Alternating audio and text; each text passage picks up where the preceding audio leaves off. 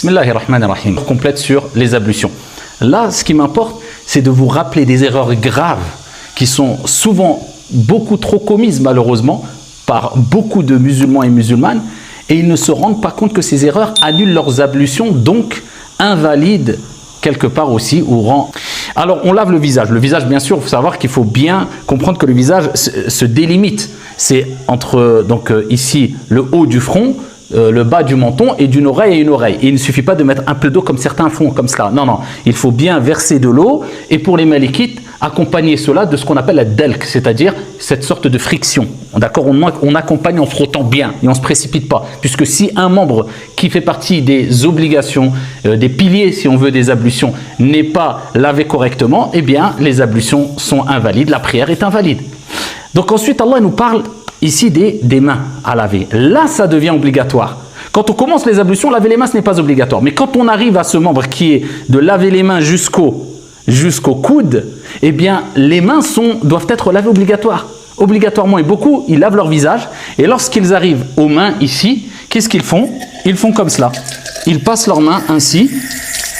D'accord? Et ils se contentent de laver donc le bras. Et ça, c'est une erreur. Les ablutions sont invalides et la prière est invalide. Mais la règle générale, c'est que c'est invalide. D'accord? Donc ici, il faut bien comprendre. Allah, il nous dit, lavez vos mains. Donc quand j'ai fini mon visage, donc bien sûr, je passe les membres, hein, les détails sur les membres. Hein, mais je parle de ce membre-là. J'arrive, je dois laver mes mains.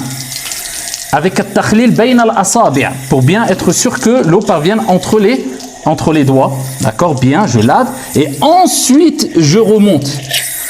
Et il al-marafiq, cela inclut les coudes.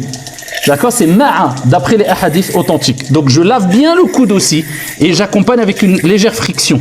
Quand le membre a été lavé complètement, je peux dire que j'ai lavé le membre. Je réitère 2 fois, 3 fois, c'est pas obligatoire. Mais une fois et le faire parfaitement, c'est obligatoire. D'accord? Et il faut savoir qu'il ne faut pas qu'il y ait d'obstacle, comme vous le savez, entre l'eau et le membre qui doit être lavé. Comme par exemple, certaines femmes ont du vernis à ongles. S'ils font les ablutions alors qu'il y a un obstacle qui s'interpose entre l'eau et la peau ou l'ongle, les ablutions ne sont pas valides. Si par contre elle a fait les ablutions alors qu'elle n'avait pas de vernis à ongles et qu'ensuite elle met du vernis à ongles et elle n'a pas perdu ses ablutions, elle peut prier, il n'y a pas de problème. Mais il faut savoir que si elle fait ses ablutions alors qu'il y a un obstacle, et d'ailleurs c'est pour les hommes aussi, puisque quand on parle maintenant de l'autre membre qui est concerné par la tête, on va parler des cheveux.